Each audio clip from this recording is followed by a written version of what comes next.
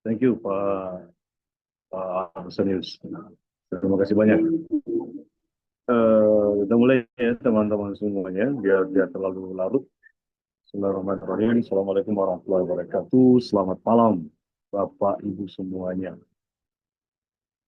Oke, kita akan diskusi hari ini tentang public speaking. Saya pikir ini materi yang eh, umum, general, dan kita bisa diskusi lebih jauh tentang ini. Sebenarnya kita kenalan dulu Pak Irfan. Pak Irfan dari mana Pak Irfan? Asal mana Pak? Saya dari Balikpapan, Pak. Yang pasar? Balikpapan, Kalimantan Timur. Oh, oh, Balikpapan, Kalimantan ya. Hmm, Oke. Asli di sana atau biasanya kalau Balikpapan itu kebanyakan pendatang. Hmm. Asli Balikpapan. Suku Jawa sih, cuma ya tinggal lama di sini. Oh, iya. Makanya itu. Oke. Hmm. Kesibukan apa Pak Irfan? Di bidang apa? Apa, Pak? Kesibukan dalam bidang apa? Kesibukan. Dalam bidang apa? Antara kurang dengar, Pak. Maaf.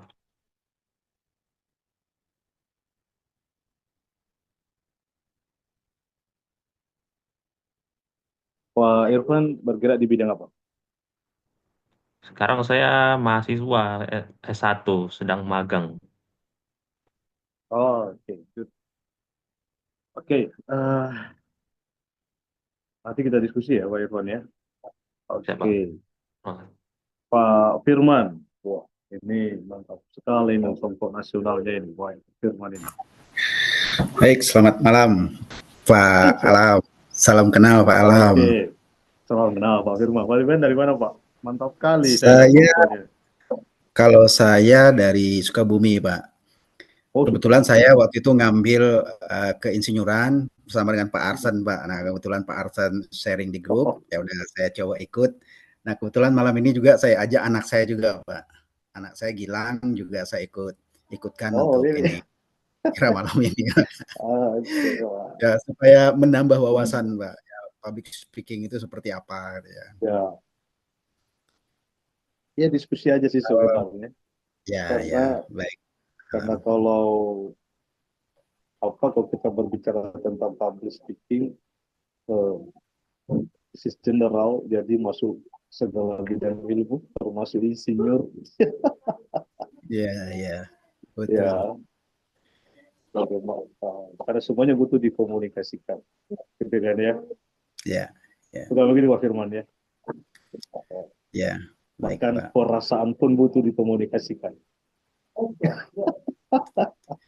Oke, Ya, kurang kenal ya Pak Firman ya, Pak ya, Insinyur ya. Oke, salam kenal, Pak. thank Ya, you. ya kan kalau misalnya kita paham tapi tidak bisa mengkomunikasikan, akhirnya kan tidak tersampaikan apa yang kita maksud gitu kan, Pak Nggak ya. tersampaikan. Bahaya nanti. Iya, Iya, betul, Pak. bahaya, bahaya. Jangan dipendam, bahaya. Nanti jadi penyakit. Oke, thank you Pak Firman. Ya, Ah, sama-sama, Pak. kalau kalau Pak Rifang, nah ini Pak Dr. Rifa ini, saya lihat dikirimin data dari Pak Arsen. Pak Dr. Rifa, Pak Dr. Aduh, Rifa atau Pak Dr. Abdillah panggilannya ini? Pak Dr. saya panggilannya Rifai, Pak. Sama kenal, Pak. Assalamualaikum warahmatullahi wabarakatuh. Saya Waalaikumsalam. kayaknya seangkatan dengan Pak Arsen dari keinsinyurannya deh, kalau nggak salah. Ini gitu ya. Iya, Iya, iya, iya, iya. Dosen di mana Pak? Pak Rifai?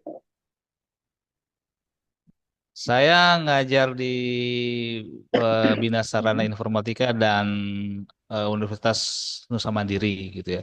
Saya sebenarnya saya lawyer juga gitu, Iya, lawyer saya lihat juga. gelarnya di bidang hukum juga ya.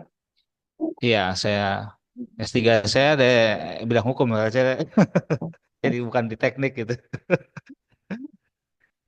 Ini yang benar yang mana ini? Tekniknya Ah, atau hukumnya? Agak. kalau hukum menarik gitu ya, menarik tetapi buat saya ya agak agak nyerempet-nyerempet ke Tidak nerakanya bisa. lebih gampang gitu. Ya, saya Ya, tertarik dengan mungkin mengikuti apa? Mengikuti apa acara ini, training ini karena ya saya punya masalah sebenarnya gitu ya, punya masalah. waduh, belum belum tak punya Kalau masalah yang berbicara di umum, betul. saya terkadang tuh apa yang saya pikirin suka ngeblank gitu, Ah, kayak nervous juga gitu kan, kurang hmm, kurang pede gitu. Nah, mudah-mudahan saya bisa dibimbing nih ke arah yang benar gitu.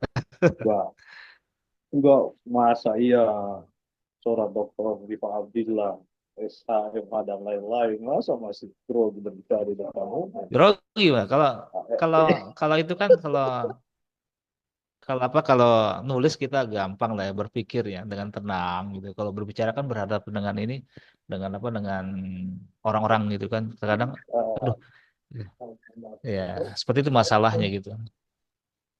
ya. Sebenarnya kalau kalau saya eh, apa namanya menerawang sepintas itu karena terlalu banyak variabel yang dipikirkan. Jadi loncat-loncat. Jadi akhirnya kadang lupa apa yang disampaikan.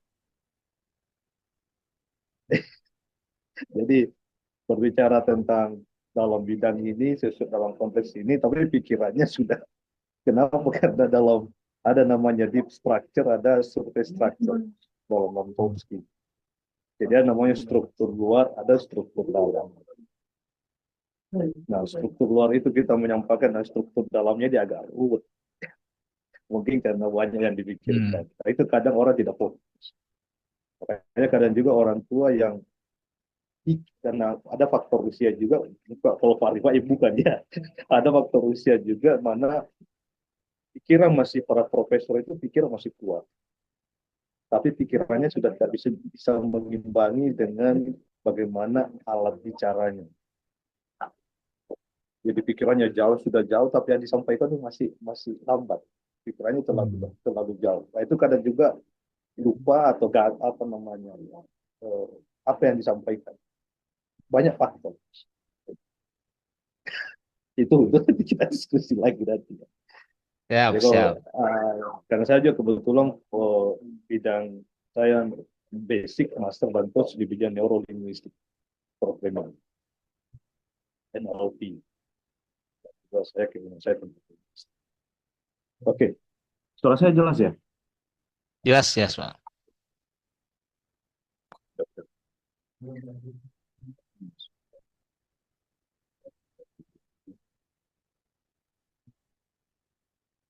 Oke, kalau Pak Gilang tadi anaknya Pak Firman ya, Pak eh, Pak Acep, Bu Novita, dan Pak Ignatius.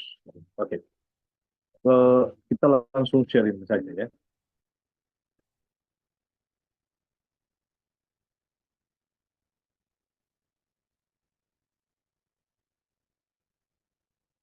Oke, now,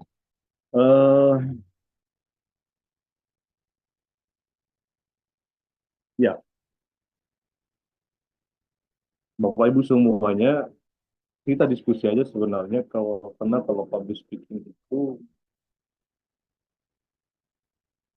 eh, knowledge itu memang penting, ya. Akan tetapi bagaimana eh, praktis itu juga yang tak kalah penting, thrilling. Nah, tapi sebelum itu kita perkenalkan dulu ya. Jadi saya Alamsyah, saya asli, singkat saja nama saya. Saya asli Makassar sebenarnya. Saya asli Makassar, Sulawesi Selatan. Saya sekarang sudah menetap di Malang, Jawa Timur. Saya memang di bidang linguistik sebenarnya. Ya, mulai dari sarjana S3 saya, kemudian di bidang manajemen dan banyak membahas tentang komunikasi dan linguistik. Oh, beberapa bidang juga kita kerjasama, termasuk menonton pelatihan ini, company ini. Ya, company ini sudah bekerja sama dengan 4 kampus di luar negeri, termasuk di Malaysia yang kita buka untuk MBA itu. Pak saya sudah apa namanya pernah menyampaikan. Oke, siapa yang mau bermain-main dengan saya? kira-kira. Ada dia mau bermain dengan saya. Oke. Eh, saya sampaikan tadi, saya juga karena saya orang linguistik, basic secara akademis saya, dan saya mau mendalami neurolinguistik programming, bagaimana apa namanya, mendesain, memprogram pikiran manusia melalui komunikasi. Percaya Firman, saya bisa memprogram pikirannya Pak Firman melalui komunikasi yang saya sampaikan. Ya, dan saya bisa mengarahkan apa yang Anda pikirkan, apa yang akan Anda sampaikan dari stimulus komunikasi yang saya beri. Percaya tidak Pak Firman? Saya bisa membaca pikiran Anda. Hah? Percaya, Pak. Percaya? Tapi perlu dicoba, Pak. Oke, good. Ya, oke. Saya punya Pak Firman masih paham tanggal lahirnya ya? Masih ingat ya? Masih. Pak Arsen, sorry to say, Pak Arsen tadi mengirimkan data peserta ke saya hanya nama ya, benar ya, hanya nama ya, Pak Arsen ya. Tidak ada tanggal lahir ya. Ya benar coach. Tang Enggak nyantumin nggak ada tanggalnya. ya, nggak ada tanggal, bulan dan tahun ya. Ya enggak ada. Oke, good. Nah, eh, saya akan mengajak sedikit bermain, kalau Pak Firman untuk mengajak bermain sebentar ya. Nah, saya punya, coba diperhatikan di layar Pak Firman ya.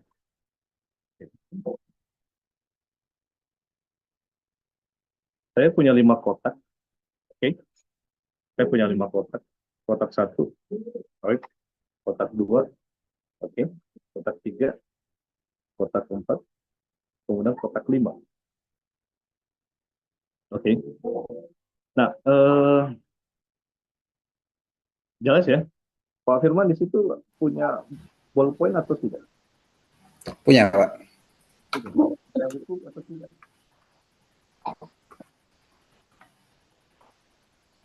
Buku atau tidak? Atau kertas? Bagaimana, Pak? Bisa diulang, Pak? Kertas ada, pulpen ada di dekat saya, Pak. Oke, good. Sekarang eh, saya akan coba bermain-main dengan Pak Firman sebelum kita mulai gitu ya. Nah, sekarang coba diingat dipikirkannya, diingat di dalam pikirannya tanggal lahirnya Pak Firman tanggal berapa. Saya hitung sampai 5, itu sudah diingat di dalam kepalanya Pak Firman ya. Oke. Now, 1, 2, 3, oke. 4, 5. Oke. Sekarang tanggal lahirnya ada di kolom berapa?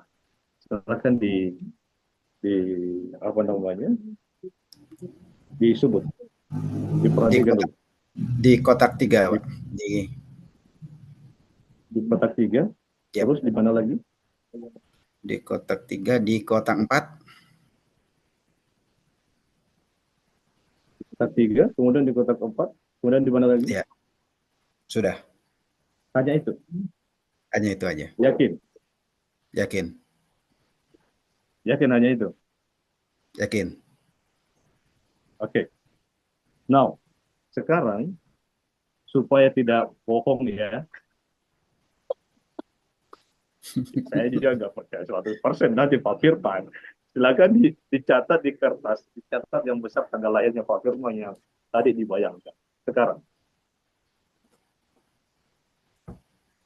Sudah? Sudah? Oke, good. Oke. Saya akan, sebentar saya berubah videonya dulu ya.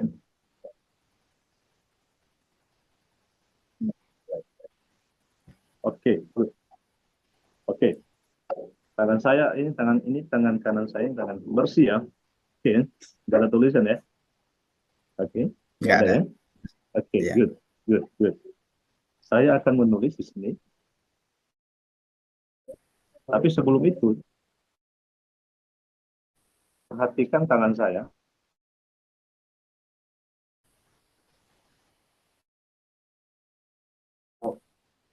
Kalau kita pernah melihat anak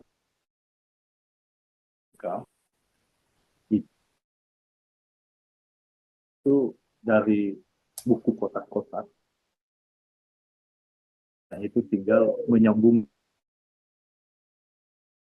Itu kalau anak kecil belajar menulis angka ya, benar ya? Oke. Sekarang coba Pak Firman nanti visualisasikan tanggal lahirnya tadi, diukir tanggal lahirnya memakai mata dan perasaannya Pak Firman.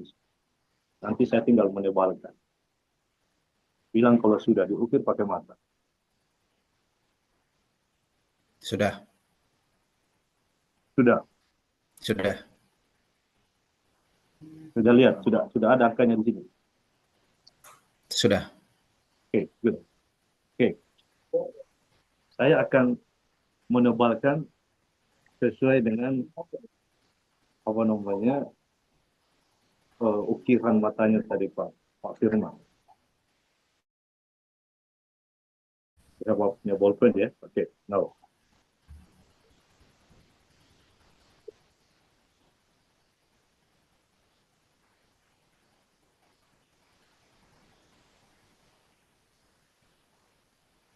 Saya berfungsi gitu. Right. Bentar.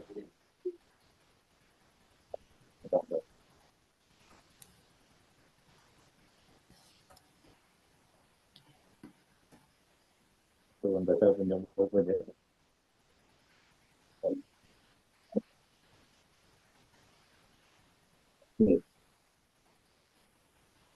Saya akan coba.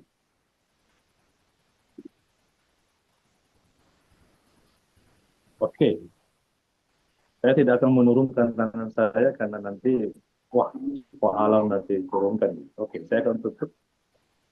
Dan saya tidak akan menurunkan. Nah, Pak Firman coba di apa? Kalau Kalau saya salah menebak, saya berikan satu Certified International CPS tapi yang internasional. Kalau saya salah menebak, ya. Tapi kalau Pak Firman kalah, apa yang Pak Firman berikan kepada saya? Agak just kidding. Okay. Tapi kalau saya lihat tadi coretan pulpen yang di tangan Pak Alam tadi sepertinya benar itu. Saya masa? Oke, coba. Kalau saya lihat tadi coba coretan ininya ya Pak. Coretan pulpen di tangan Pak Alam tadi kalau saya perhatikan sepertinya benar. Oh gitu ya. Lihatkan ke teman-teman. Bisa jadi salah.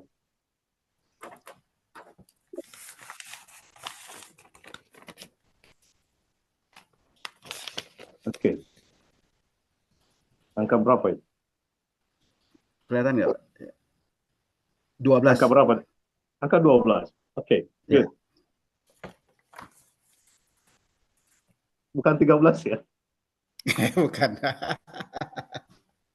Wah, salah mungkin. Enggak ya? Enggak, Pak. Apa tadi Pak Firman salah mengukir di tangan saya mungkin. Tapi kalau saya lihat tadi coretan pulpennya Pak Alam benar itu, bukan 13 tapi 12 tuh, Pak.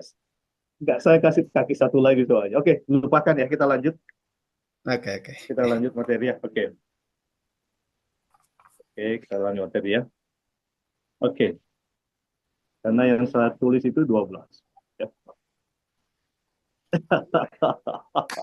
Oke. Ya, 12 ya. Oke. Oke, good. Oke, teman-teman, begini. Saya sampaikan tadi, kalau di dalam filsafat bahasa,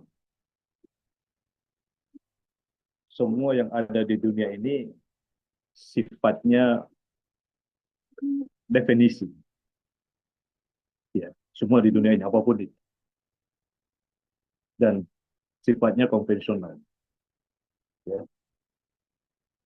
Dan cara mendefinisikan konvensional itu menyepakati kesepakatan. Dan bagaimana mendefinisikan dan menyepakati pasti dilakukan namanya komunikasi. Mungkin banyak orang yang mengatakan, termasuk tadi Pak Dr. Rifai tadi, oh saya punya, kalau saya punya, apa namanya, yang masalah dalam komunikasi gitu ya, sering lupa, sering gugup, atau bahkan perbendarahan kosakata kita sedikit. Saya pakai.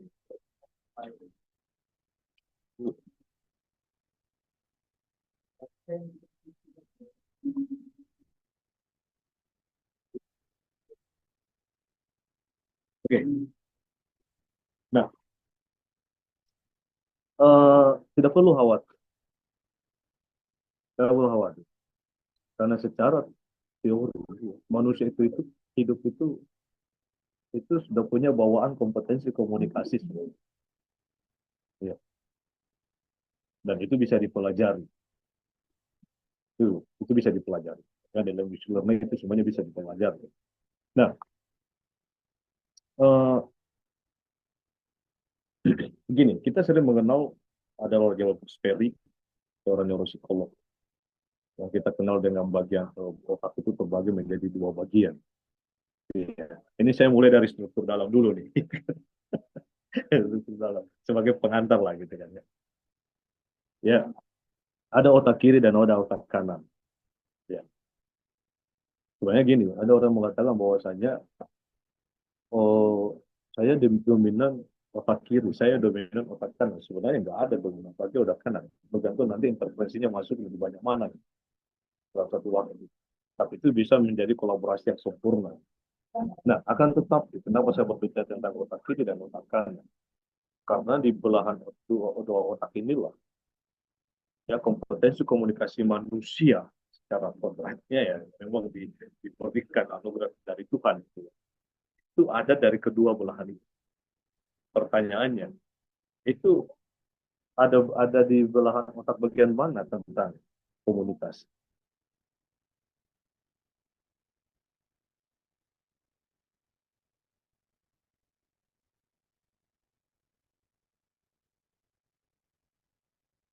Bahasa atau komunikasi itu ada di belahan otak bagian mana, kanan atau kiri? Language skill kiri, Pak. Kiri, oke. Kiri. Nah, atau di dalam ilmu psikolinguistik itu hemisfer kiri istilahnya.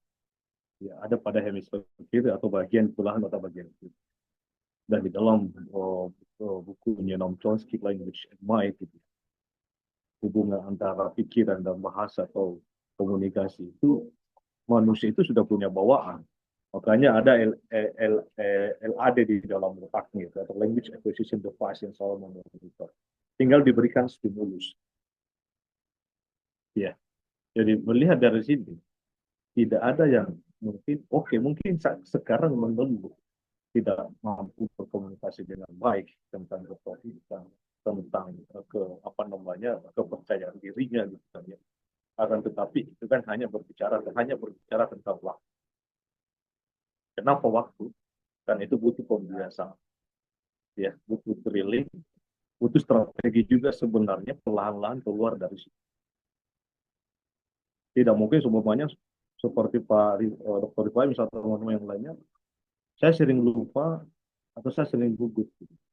Tidak mungkin kita melakukan training dan langsung lancar, tidak mungkin. Ya. Akan tetapi ada tahap-tahapnya. Ya, tidak mungkin langsung bisa berbicara lancar, tidak mungkin. Bagaimana orang yang masih proses berkomunikasi, ada masalah kepercayaan dirinya atau sering lupa apa yang dia sampaikan, maka caranya treatmentnya adalah ya kalimat itu satu kalimat bisa dipotong satu, bisa dipotong dua, atau tidak dalam satu hembusan nafas yang sama. Artinya diselesaikan mungkin satu dua klausa, satu dua tiga kata. Kemudian sambil kita menyampaikan, sambil kita mempersiapkan kata-kata berikutnya. Harus seperti itu. Dibiasakan nanti lama-lama ya kita bisa berbicara secara lancar. Tapi pada dasarnya semuanya memiliki kompetensi, semuanya memiliki kesempatan untuk memiliki kompetensi dalam berkomunikasi, dalam berbicara. Melihat dari situ. Akan tetapi gini Pak Firman dan teman-teman semuanya. Memang ada di hemisfer kiri. Itu untuk laki-laki. Ya kan? Itu untuk laki-laki. Ya. Tapi ternyata di dalam penelitian yang sudah cukup lama, bahkan di dalam buku Indefinite Brain, bahwasanya dari seorang ilmuwan Amerika, neuropsikiater juga, bahwasanya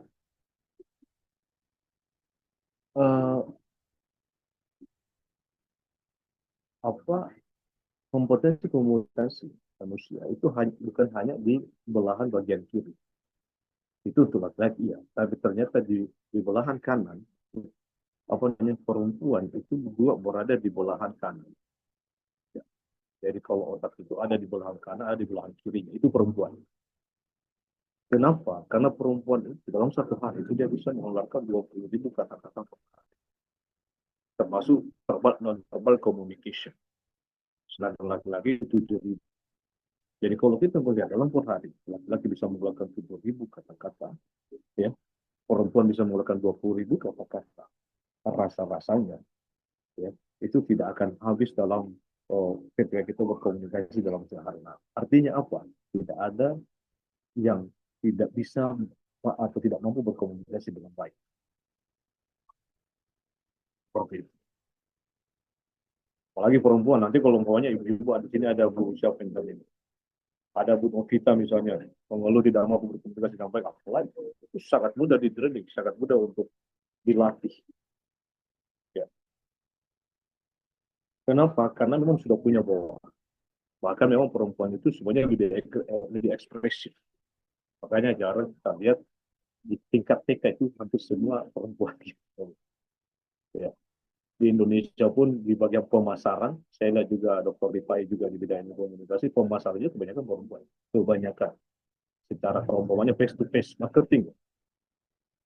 Ya, beda kalau umpamanya bukan face to face digital marketing beda lagi. Ya, adapun nanti di luar negeri itu karena mungkin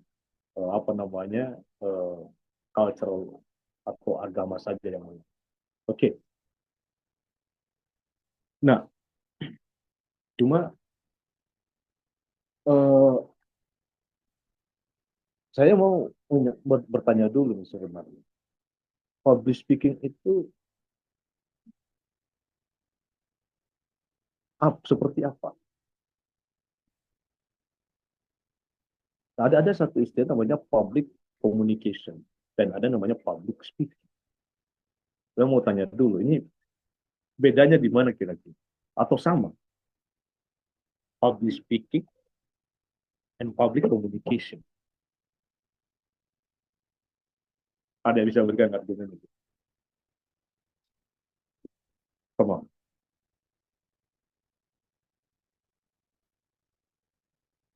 Bedanya apa kira-kira?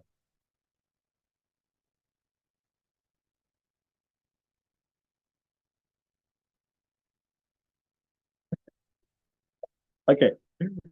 Saya kata kuncinya begini. Ada public speaking, ada public communication. Kata kuncinya ada pada communication and speaking.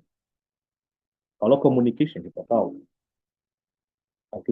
ada komunikasi tulis, ada komunikasi lisan, baik, benar itu. Ya, tapi speaking itu adalah berbicara. Ya. Tapi kita batasi pertemuan ini adalah pada public speaking. Pertanyaannya begini, apakah listening skills, kompetensi mendengarkan, masuk dalam salah satu kompetensi seorang public speaker?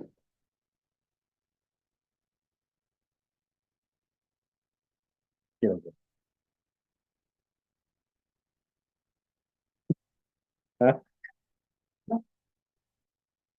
Harusnya masuk Pak Alam. Pasti, oke, good. Good, thank you Pak Firman. Masuk. Ini banyak yang keliru. Mengapa saya luruskan dulu di awal? Karena gini, ada yang memaknai public speaking itu adalah bagaimana kompetensi skills dalam berbicara. Begitu ya. Tapi lupa kompetensi berbicara itu ada namanya gilir tutur namanya atau gilir communication. Kita bergantian. Saya berkomunikasi dengan Pak Firman, Pak Dr. Abdillah, Pak Arsen, Pak Evan, dan teman-teman yang lain. Masa iya hanya saya yang akan berbicara? Kan tidak mungkin. Kalau kita berbicara tentang public speaking, memang kompetensi mendengarkan tidak dibutuhkan. Kalau memang public speaking itu diartikan hanya khutbah. Kayak gitu kan. Ya. Kalau public speaking itu dimaknai, didefinisikan sebagai hanya khutbah, oke, itu mendengarkan nggak perlu. Karena kalau khutbah itu kan nggak perlu ada gilir tutur di sana, tidak ada feedback gitu kan. Tapi itu kan lebih daripada itu. Ya. Jadi kompetensi mendengarkan itu sangat kunci, fundamental di dalam kompetensi harus dimiliki seorang public speaker. Karena jangan sampai kita hanya pandai dalam berbicara, pandai berretorika, tapi kita tidak mampu memahami, lawan bicara kita dalam komunikasi. Ya, akhirnya kita hanya pandai berretorika, tapi bagaimana kenyamanan dalam komunikasi dengan orang lain itu kita tidak dapatkan. Karena kalau orang hanya pandai berbicara, tidak ada kompetensi mendengarkan, mereka akan lebih dominan ingin didengar, tapi tidak mau mendengarkan. Gitu. Dan ini bahaya. Ya. Sedangkan dalam komunikasi itu kan simbiosis mutualisme. You dengar you percaya saya dengar, tapi saya berbicara you harus dengar, gitu kan ya. Biar ada distribusi pesan yang yang relevan. Dan itu penting, ya, baik itu berbicara secara formal atau berbicara di ruang publik. Ya. Oke. Dan mengapa komunikasi itu penting? Karena ini akan mengirimkan pesan. Ketika kompetensi komunikasi itu tidak baik, maka itu tidak akan terdistribusikan pesan yang baik. Dan tidak akan ada feedback yang baik pula. Cuma begini, teman-teman. Mungkin makanya orang ketika mengikuti training, bahkan 1 bulan, bahkan 2 bulan, atau 3 minggu, itu tidak ada, apalagi kalau hanya 1-2 pertemuan, langsung jago ngomong, nggak ada ya.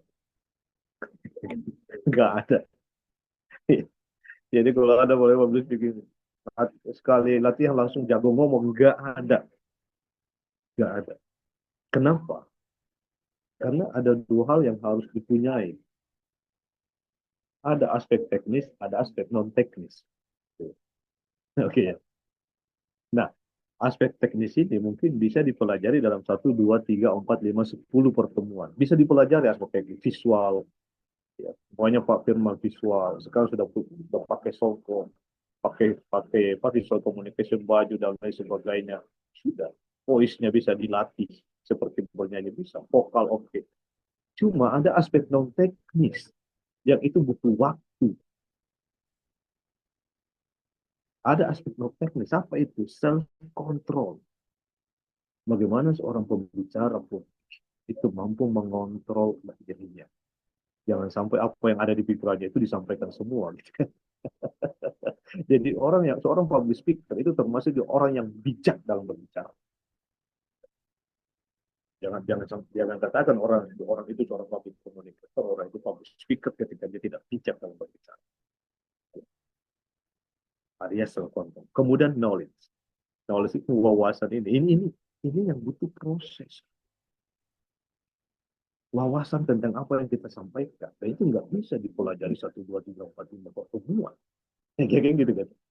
Ketika Pak Dr. Rifa misalnya berbicara tentang hukum atau berbicara tentang teknik informatika, itu butuh waktu untuk mempersiapkan apa yang disampaikan. Bisa butuh waktu untuk mempelajari mungkin selama kuliah atau dengan pengalaman.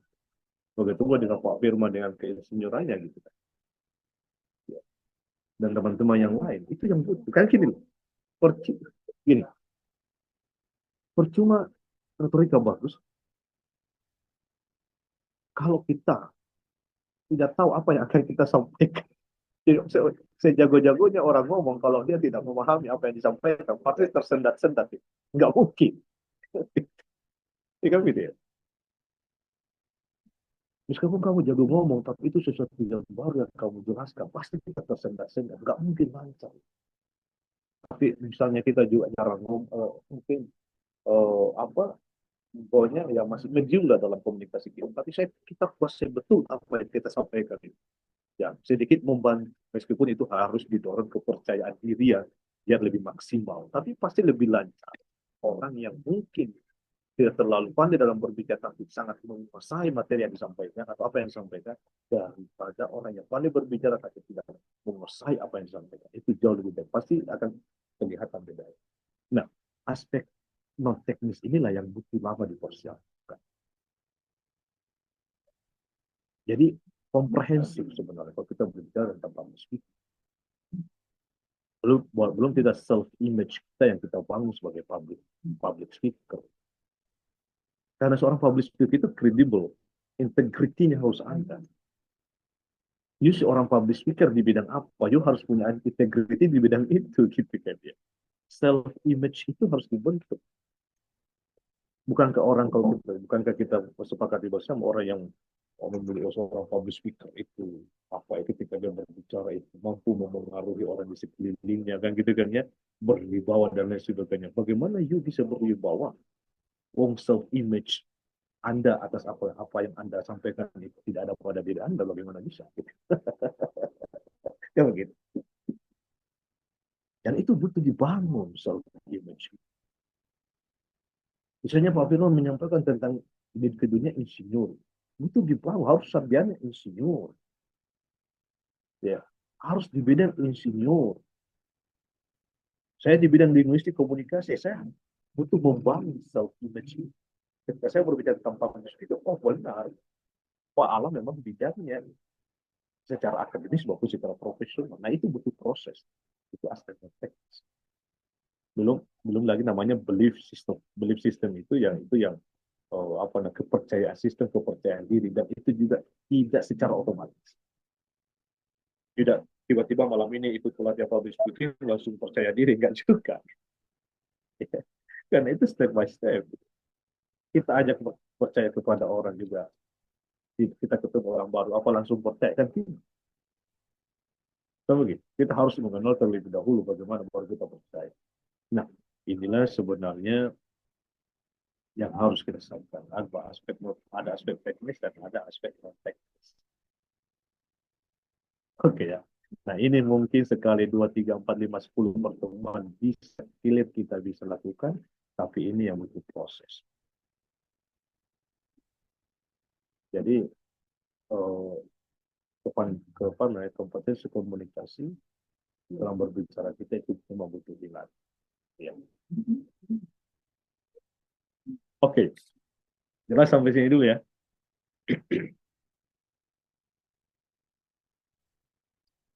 Oke. Pak Firman ini laki-laki bukan perempuan ya. Ini sampai menyalahkan. Waduh, Pak Alam ini laki-laki makanya ngomongnya laki. Oke. Nah, saya punya gambar.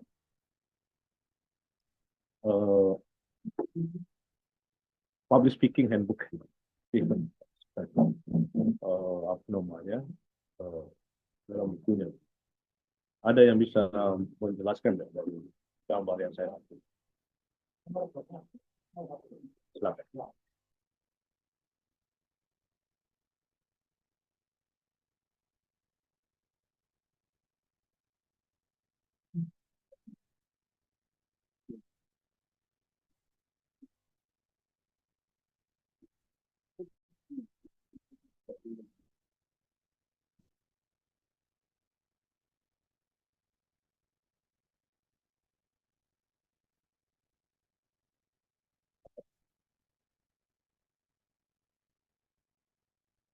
Oke, kalau nggak ada begini, saya jelaskan.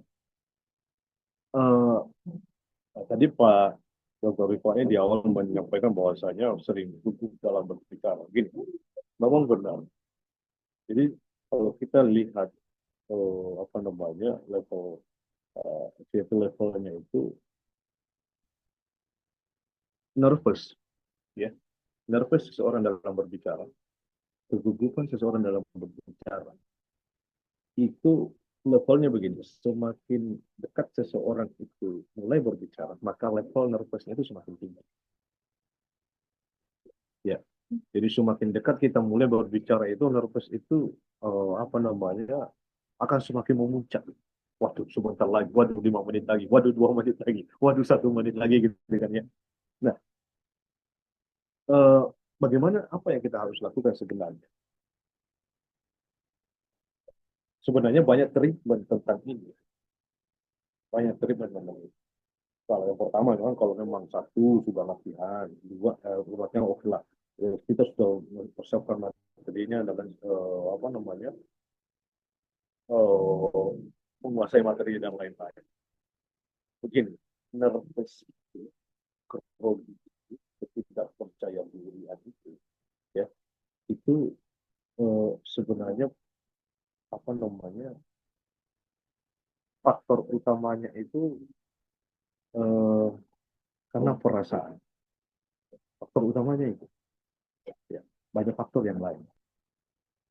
Ya. Faktor atau faktor perasaan lain. Perasaan itu artinya tegang, karena ketegangan aja. Ya. Oleh karena itu, kalau NLP menganjurkan ada namanya the power of visualization. Ya. Atau namanya ada 3 teknik untuk apa nih, mengatasi ketegangan, perasaan atau dan lain sebagainya. Salah satunya adalah mengatur pernapasan. Jadi sebelum dimulai itu udah visualisasikan saja sampai sembari ya, ditutup matanya misalnya. Memang, tapi dengan tanda kutip kita sudah paham apa yang kita sampaikan ya, kita sudah selesai gitu kan ya.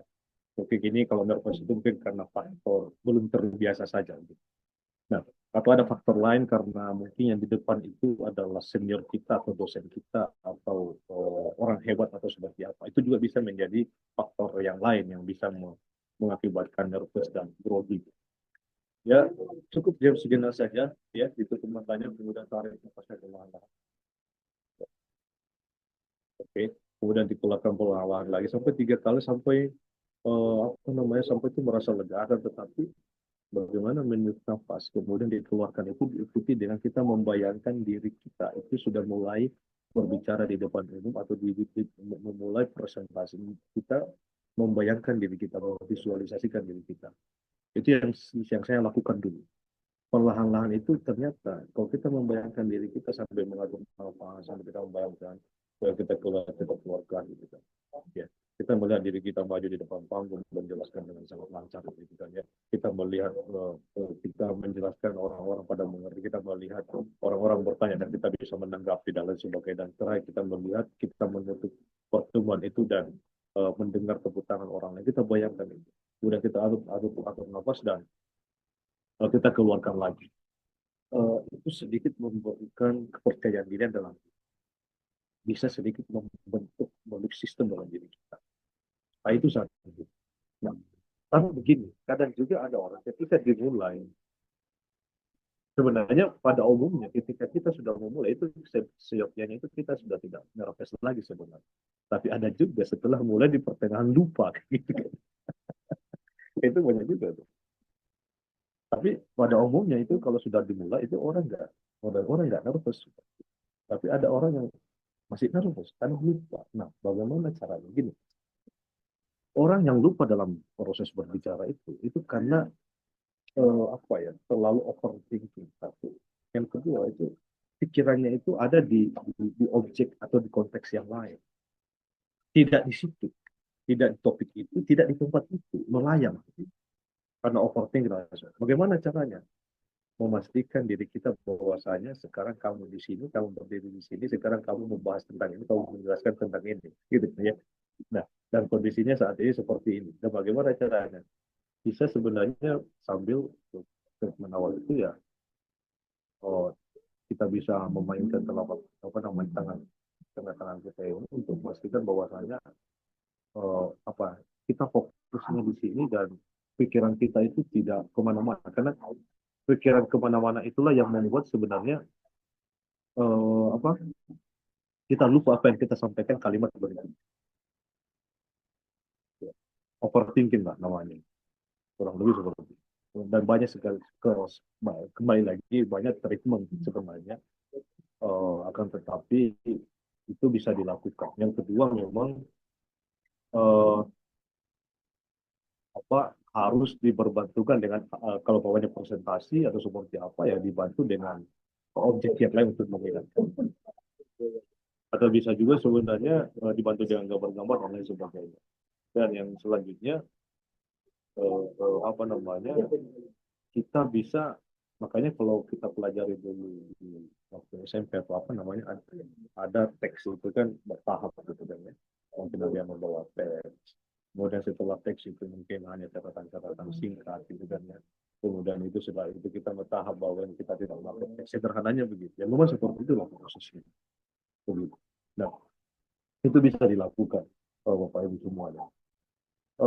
Kemudian dengan treatment-treatment itu bisa membentuk belief system dalam diri kita seperti yang saya sampaikan tadi. Kenapa? Karena apa namanya, belief system, kepercayaan diri dalam diri itu penting ya, bagi seorang public speaker. Karena kalau tidak terbentuk belief system dalam diri kita, itu semua akan mempengaruhi. Makanya siklus keyakinan di dalam bukunya Mas Hajar Infrared ini, siklus keyakinan ya. Kalau kita percaya, sudah terbentuk belief system dan kita percaya, maka pikiran kita itu semangat pasti. Paling kalau teman-teman sudah sangat menguasai itu, pasti ada dalam diri kita itu, waduh, kok lama ya? Ya sudah tidak sabar untuk kita yang perform gitu kan ya. Itu pasti ada perasaan seperti itu. Pikiran kita semangat, kemudian hati kita itu pasti tenang. Dan karena kalau hati kita tenang, perasaan kita tenang, pasti pembawaan kita juga akan tenang. Gitu. Menarik dilihat, pasti tidak tergesa-gesa, gitu. Tidak terpotong-potong dalam berbicara. Gitu. Ya, dan pasti konsekuensi logisnya adalah audiens merasa nyaman. Itu tuh siklus keyakinan. Ya, oleh karena itu belief system ini harus dikumpulkan dulu di awal dengan treatment-treatment yang tadi bisa juga dimasukkan ke dalam tadi. Tapi kebalikannya begini, ketika kita tidak percaya dengan diri kita, pikiran kita pasti tidak karuan, sudah semangat 1 menit lagi, 2 menit lagi, 3, aduh, kok saya ya gitu, udah mau ya gitu kan. Pasti hati kita tidak akan tenang gitu kan. Bisa nggak digantikan, bisa nggak ini, saya ke kamar mandi dulu dan sebagainya gitu kan. Dan ketika kita tampil kaku juga, ya, kaku, terbata-bata. Bahkan kadang menjelaskannya itu sudah salah karena nervousnya sudah terlalu.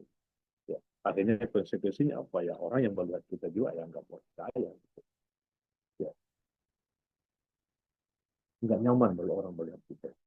Oke ya, nah ini ada siklus keyakinannya. Nah, oleh karena itu kalau konsum menjadi motivator atau menjadi seorang public speaker pasti confident, pasti menjadi seorang public speaker pasti harus confident. Kemudian trust, ini yang harus diperhatikan. Kalau teman-teman ingin menjadi seorang public speaker, dari bidang apa yang kita sampaikan, di bidang apa itu kita harus punya apa namanya, trust di situ, kepercayaan. Jangan sampai ada trust issue atas apa yang kita sampaikan. Sebagus-bagusnya retorika kita, orang itu tidak akan terpengaruh dengan apa yang kita sampaikan ketika ada trust issue tentang apa yang kita sampaikan. Ya, kemudian positif action dan lain-lain.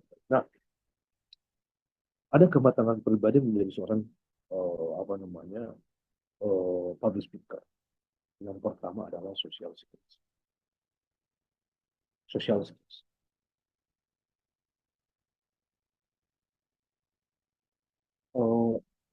Ketika kita menjadi seorang public speaker, kita harus punya skill sosial. Ya, social skills ini ada 2. Ya, termasuk dengan apa namanya, public relation kita harus bagus. Kompetensi sosial kita harus menjadi orang yang memahami apa namanya, empati terhadap apa-apa yang lawan bicara kita yang dalam konteks komunikasi yang kita lakukan. Kemudian personal maturity itu adalah semantic skills. Semantik ini makna. Jadi bagaimana skills menangkap makna itu yang penting. Misalnya saya berkomunikasi dengan teman-teman, mungkin tidak ada orang Jawa, ada juga bukan orang Jawa gitu, atau saya orang asli Makassar, atau ada diksi-diksi yang kalau misalnya di bidang insinyur, teman-teman menyampaikan ke saya, maka saya komunikasi itu tidak akan jalan. Saya tidak akan mengetahui apa yang dia sampaikan, karena ada terminologi yang mungkin saya tidak tahu. Begitu pun dengan phonetic skills itu, phonetic itu harus jelas, ya. Dan meskipun sebenarnya bagaimana aksen daerah itu memang sedikit berpengaruh, oleh karena itu kita harus coba hilangkan itu, karena itu bisa mempengaruhi pengaburan makna pemahaman yang dipunyai oleh lawan bicara. Kemudian vokal, kejelasan, ini penting. Nah, inilah 4 personal maturity yang harus dimiliki menjadi seorang public speaker. Kalau kita berbicara tentang itu yang dapat powers ini pendapat speech. Nah, gini, bagaimana strategi tampak demam panggung? Ya, memang kita harus tahu sampai kita. Kalau kita berbicara, Pak, bagaimana Pak? Strategi kita agar kita bisa berkomunikasi dengan baik dengan komunikasi kita. Kita harus tahu dengan siapa kita berbicara. Saya pikir ini informasi yang sederhana karena teman-teman Bapak Ibu sering mendengar. Akan tetapi itu memang yang sangat penting. You harus memahami dengan siapa Anda berbicara. Karena di dalam komunikasi antara dua orang, di situ ada banyak gap di sana. Bisa gap usia, bisa gap gender, bisa gap social positioning, bisa gap culture, bisa gap knowledge, bisa gap position, bisa. Jadi banyak gap di sana yang harus kita pahami. Ketika tentu beda ketika nanti Pak Firman berbicara dengan ada gender di sana pasti berbeda. Berbicara dengan laki-laki dan sesama laki-laki dan berbicara yang perempuan ada bedanya kayak gitu. Berkomunikasi dengan yang sesama sejawat dan yang lebih tua atau bahkan yang jauh lebih muda itu pasti berbeda. Atau Pak Firman berbicara dengan orang yang secara wawasan dengan dalam konteks apa yang dibicarakan itu juga berbeda. Atau berbicara dengan orang daerah lain itu berbeda, banyak gap besar. Makanya ada gap communication itu banyak dan itu yang harus kita lakukan. Karena itu kita harus tahu persis dengan siapa kita berbicara. Kemudian ketika kita tahu dengan siapa kita berbicara, ya baru kita mempersiapkan disesuaikan dengan lawan kita ini, materinya ini, medianya ini, kalau media. Kita disiapkan baru kita latihan. Ya. Awal karena itu sebenarnya kalau kita berikan ke Pak Muslim, memang praktis pasti. Nah, oleh karena itu, kalau kita berbicara tentang public speaking, real voice misalnya, Michael Susan dan tahun ini, memang kita satu adalah tentukan topik yang tepat. Ya, ketika kita mengetahui kita berbicara dengan siapa, topik yang tepat yang kita bahas apa. Ya. Kemudian kita fokuskan, rumuskan rancang komunikasi, harus punya seperti apa. Sebenarnya memang ya sama sebenarnya adalah lakukan. Ya soalnya kalau kita berbicara speaking itu latihan memang itu menjadi hal yang utama. Ketika kita sudah mempersiapkan semuanya itu butuh drill, butuh kebiasaan. Nah, bagaimana sebenarnya level of performance untuk manajemennya? Jadi sebenarnya ketika kita berkomunikasi, memang kita yang bisa mengatur, ya, bisa mengatur untuk bagaimana vokal kita, bagaimana speech kita, bagaimana kecepatan dan sebagainya, kecepatan dan sebagainya, dinamika, tempo dan sebagainya, kita yang bisa manage itu. Ya apalagi kalau seumpamanya itu kita berbicara dalam kondisi formal gitu kan ya, itu butuh memanage kualitas dan ritme suara kita. Nah, dalam public speaker juga kita harus pandai membuat efektivitas memilih kata-kata. Kita harus pandai memilih kata-kata karena ada kita seperti yang kita ketahui ada kata abstrak, ada yang kata konkret. Karena itu kata-kata yang dalam konteks tertentu ya kita harus menggunakan kata-kata yang konkret biar orang yang itu memahami. Ya, kecuali kalau memang kapan kata-kata abstrak itu bisa digunakan ya dengan maksud dan tujuan yang berbeda gitu kan. Ada juga sebenarnya itu dalam neurolinguistic programming itu ya. Nah sebenarnya kalau kita nggak berpikir sekali lagi public speaking itu atau public speaking itu orientasinya sebenarnya ada pada apa namanya audiens pasti ada pada audiens. Jadi bagaimana mempersiapkan topik, kita membuat ide, ya bagaimana membuat materi, bagaimana menganalisis apa namanya pembicaraan kita, kemudian bagaimana kita melakukan mendeliver. Nah, akan tetapi begini, ada satu yang menarik, teman-teman semuanya, di dalam komunikasi. Ketika kita berbicara, kalau kita ingin berbicara memengaruhi seseorang, ya, maka harus melibatkan tiga. Buat Pak Firman, minum apa Pak Firman? Kayaknya enak. Minum kopi ya. Oke. Nah, teman-teman kalau ingin berbicara dalam persuasive communication, maka harus mempertimbangkan tiga hal ini, harus mengandung tiga hal. Karena di dalam menurut Paul McLean, polisi otak manusia ada tiga hal.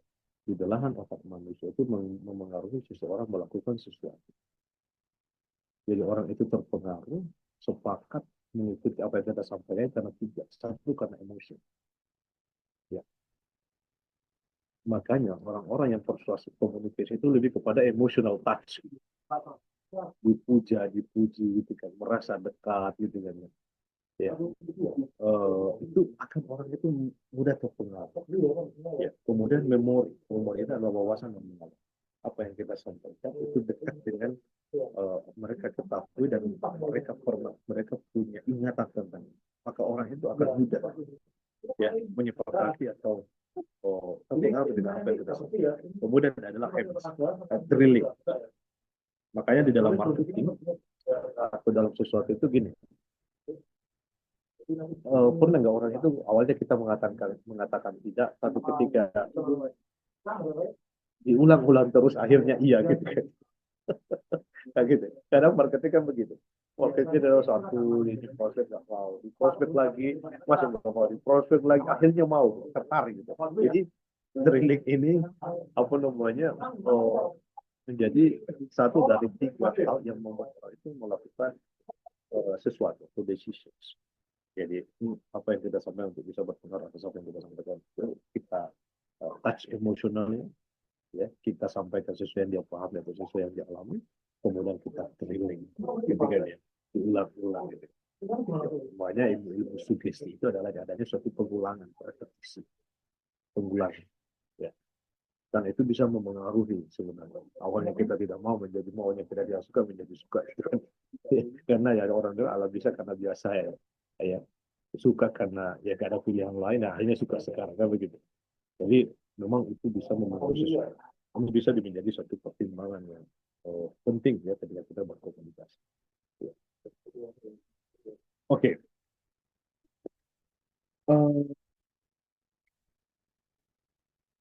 Ada tidak yang bisa memberikan penjelasan dan gambaran?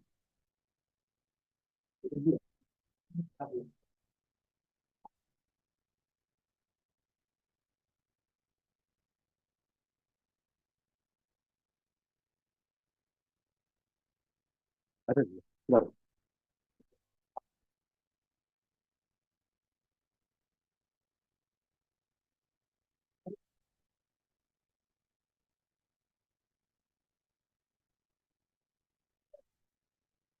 Nah, gini, oke. Di dalam berkomunikasi ya, atau berbicara dengan orang lain, ada relasi-relasi yang kita harus perhatikan. Ya, yang saya sampaikan tadi adalah ada beberapa gap yang kita harus perhatikan. Jadi ada relasi-relasi, ada namanya konteks-konteks yang harus kita perhatikan. Ada sosial konteks, Ya, ada relational context, ada cultural context, ada physical and psychological context. Jika kita apa namanya berkomunikasi, ya itu memang diikat oleh konteks-konteks sosial, ya konteksnya di mana kita menyampaikan, ya pasti ada, gitu ya. Jadi pada saat kapan itu mempengaruhi. Kemudian cultural context itu ada budaya cultural communication memang yang kita harus perhatikan. Makanya kita harus berhati-hati ketika kita berkomunikasi dengan orang yang berbeda budaya. Pasti. Saya orang Sulawesi, saya orang Jawa. Itu butuh lama penyelesaian waktu dalam komunikasi rumah tangga. Jadi, karena ada cultural communication yang berbeda. Ada cultural context. Contoh saya orang Sulawesi, saya berbicara, dikatakan saya membentak. Padahal memang apa namanya suara kami di Sulawesi memang seperti itu. Atau kita ekspresif dikatakan biasa saja kalau ngomong, memang kita ekspresif kan gitu kan ya. Jadi ada cultural konteks yang memang kita harus perhatikan dalam berbicara dengan orang lain. Ya. Kemudian physical and psychological context, sikap, attitude kita dalam berkomunikasi. Jadi jangan sampai kita berkomunikasi, kita berbicara dengan mereka, dengan lawan bicara kita, seakan-akan itu kita tidak menghargai mereka. Ya. Kita apa namanya ya, tidak tidak melihat mereka. Yang misalnya sikap kita jarang melihat matanya atau ada suatu non-verbal communication yang merampas yang menurut kita tidak menghargainya kan begitu. Nah itu harus diperhatikan. Kemudian ada relasi konteks yang lain. Contoh begini. Dan ini yang harus dipahami dalam komunikasi. Saya begini. Saya ketemu Pak Firman pertama kali. Saya baru pertama kali ketemu Pak Firman. Tapi kenapa kok Pak Firman ketika ketemu menjawab saya kok rasa-rasanya kok Pak Firman ini nggak suka dengan saya. Pak Firman nggak suka dengan saya. Kok bisa Pak Firman nggak suka dengan saya? Ya kan? Bukannya saya baru pertama kali apa namanya ketemu Pak Firman. Kok bisa tidak suka dengan saya gitu. Padahal tadi ketemu tidak ada juga datang langsung salaman, nggak ada juga gerak-gerak dan lain sebagainya atau kata pengantar yang mungkin membuat Pak Firman kurang oke pada saya. Ternyata ketika Pak Firman saya komunikasi dengan Pak Firman dan respon Pak Firman kurang oke ke saya, kurang welcome ke saya, karena ternyata Pak Firman ini adalah temannya Pak Irfan, yang mana Pak Irfan ini adalah teman saya juga, ya. Jadi Pak Irfan kenal dengan Pak Firman dan Pak Irfan itu pernah ada pembicaraan tentang saya kepada Pak Firman tentang itu saya, dan ketika Pak Firman ketemu saya, itu informasi dari Pak Irfan itu terbawa gitu kan. Mungkin kejelekan saya atau seperti apa. Akhirnya Pak Firman ini kurang welcome berkomunikasi dengan saya. Padahal saya tidak bisa gitu. Ternyata ada relational context di sana. Makanya di dalam teori itu namanya intertekstualitas. Ada teks-teks yang lain yang kita harus pahami dan apa namanya yang baru kita bisa memahami. Oh ternyata begitu. Oh ternyata mengapa kok Pak Firman responnya kepada saya seperti itu. Ternyata ada pembicaraan sebelumnya dari Pak Evan tentang saya. Ada konteks-konteks yang lain yang mendukung makna komunikasi pada saat itulah komunikasi. Ya, itulah kita berbicara dengan orang lain. Jadi yang orang public speaker itu orangnya positif, vibe sebenarnya. Kenapa? Gini, orang yang seorang public speaker itu dalam tanda kutip itu tidak overthinking dan tidak kata bahasa anak saya itu tidak berperan gitu, atau kita tidak langsung mengambil efek seperti itu. Nah, mungkin ada teks-teks yang lain. Ketika kita orang lewat, kita menyapa misalnya, ya orang itu kayak acuh tak acuh, kok bisa ya? Padahal kemarin bagus, yang mungkin dia tergesa-gesa. Ya, mungkin dia ada musibah. Jadi ada teks-teks yang lain dalam komunikasi. Dan kita tidak bisa menghakimi. Oke. Nah, kalau di dalam ilmu manajemen itu ada namanya kebutuhan dasar manusia. Ya. Akan tetapi dalam komunikasi juga ada kebutuhan dasar komunikasi manusia. ada kebutuhan dasar komunikasi. Ya, effective communication skills for public relations. Jadi ketika kita berkomunikasi, kita harus memperhatikan kebutuhan fisiologis. Psychological needs-nya ini kita harus perhatikan. Artinya apa? Kita tidak boleh sebenarnya mempermalukan orang lain berbicara di depan umum. Itu harus dipegang teguh oleh seorang pembicara. Makanya ada teori namanya face theory. Muka belakang, muka samping, muka belakang, muka depan. Artinya dilarang mempermalukan muka kita di depan umum, ya, dan dilarang mempermalukan muka orang lain di depan umum. Mengapa muka namanya face theory? Karena identitas ini kan ada pada wajah. Identitasnya orang pada wajah, bukan kaki, bukan kanan. Bukan kaki atau bukan tangan. Tapi wajah. Jadi kita harus menjaga dari orang lain. Ini yang harus diperhatikan, apalagi kalau kita seorang leader. Ya, itu yang kita harus perhatikan. Kemudian ada kebutuhan rasa aman. Jadi kebutuhan dasar komunitas, orang berbicara dengan orang lain berbicara dengan kita harus memberikan rasa aman. Jadi jangan sampai saya berkomunikasi dengan orang yang berkomunikasi dengan Pak Firman itu sudah tidak mau berkomunikasi dengan Pak Firman. Kenapa? Karena apa yang disampaikan ketika berkomunikasi dengan Pak Firman itu orang itu merasa tidak aman, gitu kan? Artinya apa? Apa yang disampaikan kepada Pak Firman mungkin disampaikan kepada orang lain, ya. Atau apa namanya, konteks yang lain. Jadi wah, saya nggak mau lagi berbicara dengan dia. Setelah saya berbicara ini, apa yang saya sampaikan disampaikan kepada orangnya, gitu kan. Jadi kita harus memberikan rasa aman kepada orang yang berbicara dengan. Kemudian memberikan rasa memiliki dan cinta, menghargai, dan ini yang penting. Cognitive needs. Ya. Artinya kita berkomunikasi, kita berbicara dengan orang lain, diperhatikan kebutuhan kognitifnya. Jangan sampai apa yang kita sampaikan itu terlalu tinggi, gitu kan, ya. Nggak boleh juga. Ya. Jadi kita harus perhatikan. Mulai dari apa yang kita sampaikan, pemilihan bahasa yang kita gunakan itu juga disesuaikan. Baru kita berbicara tentang estetika, retorika, dan lain sebagainya. Oke ya, dan oke. Jadi kalau kita berbicara NLP, apa namanya teman-teman semuanya, ada 4 pilar sebenarnya yang kita harus perhatikan juga di dalam melakukan NLP. Pertama adalah karakter. Jadi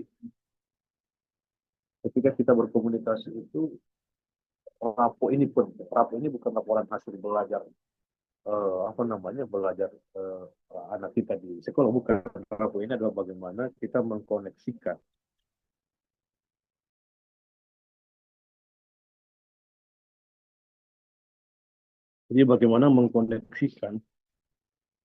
antara kita dengan diri kepada orang lain, baik secara wawasan, secara personal, secara pengalaman. Ya. Oleh karena itu, sebelum kita berbicara dengan orang lain, itu ada suatu kondisi pengenalan awal. Itu yang kita harus maksimalkan untuk lebih kepada personal connection. Itu penting. Kemudian dalam komunikasi juga kita harus tahu proses dulu gimana orangnya, baru kita menentukan bagaimana apa yang akan kita sampaikan. Dan dalam prosesnya itu kita harus sensitif, sensori aktif. Sensori itu aktif ini adalah bagaimana kepekaan 5 sense manusia seorang. Gitu. Artinya jangan sampai misalnya begini, kita berbicara panjang kali lebar, orangnya sudah tidak merasa nyaman, tapi kita tetap lanjut berbicara gitu. Ya secara gantian saja. Gitu. Artinya kalau orang sudah melihat merasa bosan, udah akhiri aja, atau oke, silakan memberikan feedback. Kemudian yang selanjutnya adalah behavior flexibility. Di dalam proses komunikasi berbicara dengan orang lain, kita tidak bisa memaksakan kehendak. Ya. Kadang kita akan berpura-pura supaya kita menghargai orang lain, orang bicara kita, biar orang lain lawan bicara kita itu merasa nyaman komunikasi dengan kita. Ya misalnya kita nggak suka dengan apa yang kamu sampaikan, tapi oke. Apa namanya, kita tidak bisa menggunakan secara langsung. Jadi kita coba behavior fleksibel, memberikan sikap yang fleksibel, yang adaptif terhadap kondisi apa namanya, konteks komunikasi yang kita lakukan. Oke, saya pikir itu. Nanti kita lanjutkan untuk pertemuan kedua. Kita bisa diskusi atau tanya jawab. Coach, maaf saya boleh bertanya sedikit. Ya, Pak Ignatius, silakan. Ya, terima kasih, Coach. Selamat malam. Assalamualaikum Selamat malam, warahmatullahi Pak wabarakatuh. Ignatius. Asli mana, Ya. Pak Ignatius? Saya asli Timur, besar di Sulawesi, lalu domisili di Jakarta. Oh, oke, oke, oke. Orang Sulawesi, Sulawesi mana? Saya orang tua dulu di Kendari, terus pindah ke Makassar, lalu Bentar ya. ya, Gitu. Ya, saya orang Sulawesi juga, Pak Ignatius. oh ya, Silakan. Sulawesi mana Pak? Coach? Selatan. Oh, Selatan. Mm-mm. Ya, semua saya banyak keluarga di sisi Tenggara Kendari. Sama satu, Oh, ya, kakak ipar saya orang Kendari. ya, ya. Oke. Saya dari Kendari, terus ke Mamuju dulu juga, terus di Makassar terakhir, lalu menetap terakhir di Jakarta per 2013 kemarin. Dalam bidang apa, Pak Ignatius? Saya kebetulan orang media, Oke, Coach. good. Ya, Oke. tapi media kita di belakang layar kan, jadi ya jarang-jarang berbicara di depan, agak Oke, oke. kadang-kadang grogi juga begitu. Oke, Ya, oke, silakan. ya. Jadi begini, Coach. Saya beberapa kali ikut webinar, seminar terkait public Hmm, speaking ini, hmm, lalu ada beberapa teori, beberapa trik cara biar kita tidak gugup ya berbicara di depan orang banyak. Nah, salah satunya misalnya teknik pernapasan, lalu berikutnya itu terkait eh, bagaimana kita berimajinasi, berpikir bahwa seolah-olah kita sudah berbicara hmm. di depan, gitu kan? Lalu ini Visualisasi ya. terkait, ya, betul. Ini terkait Ya, persoalan psikologi sih sebenarnya. Karena begini, Coach, ya. Hmm, perbedaan dasar itu ketika kita berbicara di depan orang yang kita tidak kenal, biasanya rasa nervous itu tidak seberapa begitu. Ketimbang kita berbicara di depan orang yang kita kenal. ya. Mungkin itu keluarga kita, saudara kita, atau orang sekantor. Dan Hmm, perasaan-perasaan buruk terhadap orang yang kita kenal itu coba berulang kali supaya kita menghilangkan, malah semakin kita berusaha menghilangkan, perasaan grogi itu malah makin kuat. Begitu, Coach. Jadi secara ya. teknik psikologisnya itu sampai sekarang saya belum menemukan semacam satu cara yang pas, yang pasti. Ya, Hmm, sekalipun juga sama orang yang kita tidak kenal juga kadang masih grogi juga. Gitu. Karena komunikasi secara langsung di depan orang itu hmm, sangat berbeda. Ketika saya hmm, siaran di radio kan, saya hmm. bisa ngomong apa aja yang ada Ya, dalam pikiran saya gitu. Nggak ya. terganggu sama siapapun gitu. Karena fokusnya terhadap Hmm, diri saya sendiri. Tapi hmm, bagaimana ketika saya berhadapan dengan orang lain, ketika saya melihat sorot matanya atau gestur hmm, tubuhnya, itu yang kadang-kadang membuyarkan konsentrasi kita. hmm. Itu Coach kurang lebihnya. Terima kasih. Oke, di dalam teori ada namanya pragmatik. Ya, namanya pragmatik. Teman-teman bisa dari. Pragmatik, salah satu pragmatik dalam bidang yang saya sampaikan tadi itu adalah peranggapan namanya. Ya, peranggapan. Pragmatik tentang meaning, makna. Peranggapan itu adalah pengetahuan asumsi kita sebelumnya tentang orang lain yang sebelumnya kita tahu gitu ya. Nah, eh, makanya saya sampaikan tadi dengan asumsi-asumsi atau apa namanya pengetahuan awal kita tentang orang lain yang sebelumnya itu bisa membuat kita overthinking gitu. Jadi gini satu, satu gini, ketika kita berkomunikasi dengan orang itu apa namanya, kalau tentu kita sudah mengenal pasti ya satu, pasti kita sudah mengenal. Akan tetapi ada dua cara sebenarnya yang ada tiga cara yang kita bisa lakukan. Ya, yang pertama adalah eh, yang paling utama adalah bagaimana ketika kita berbicara, ya, diupayakan kita yang mendistribusi konten yang kita sampaikan. Dia hanya menambahkan. Gitu. Nah, ini bahaya nih kalau seumpamanya orang kalau kita berkomunikasi itu eh, orang-orang itu yang justru memberikan apa namanya mengeluarkan konten pembicaraan lebih awal. Ini yang baik. Kita tidak bisa mengikuti. Jadi yang pertama adalah kita sebisa mungkin, ya, kita yang eh, berupaya untuk selalu melempar konten pertama di sub pembahasan yang kita bahas. Nah, ini memang harus hati-hati. Jadi ketika tentu dalam komunikasi komunikasi langsung kan akan banyak topik kan begitu kan. Akan banyak tema akan dibahas, akan banyak topik. Nah, diusahakan di setiap topik, ya, kita yang melempar topik itu. Biar apa? Memastikan bahwasanya apa yang nanti kita bahas itu adalah sesuatu yang kita tahu. Ya. Kemudian kalau memang kita sudah merasa ini, segera ditutup dan kita ganti lagi ke topik yang baru. Itu teknik yang kalau kita secara substansinya ke sana. Ya, kalau kita merasa memang jadi jangan dibiarkan orang apa namanya eh, melempar topik yang baru sehingga dia bisa mendrive apa namanya komunikasi yang kita lakukan. Ya, itu satu. Ya. Yang kedua, libatkan mereka bertanya, memberikan dia menanggapi pendapat itu hanya sebatas bagaimana mereka bisa apa namanya ya eh, memperkuat apa yang kita sampaikan atau memperluas apa yang kita sampaikan. Jangan memberikan dia menanggapi sesuatu di luar dari apa yang kita sudah bahas tersebut. Kenapa? Karena nanti akan ada perbandingan dan ada perselisih paham di situ. Ya, itu nanti seakan-akan nanti itu akan tampak. Itu sebenarnya permainan komunikasi sebenarnya. Bagaimana kita selalu yang mendrive komunikasi itu sehingga kita merasa percaya diri. Karena gini, karena kalau orang itu sudah kita mulai membuka, kemudian orang lain itu yang melempar satu topik, waktu aku nggak tahu gitu kan ya. Ya itu bisa membuat kita.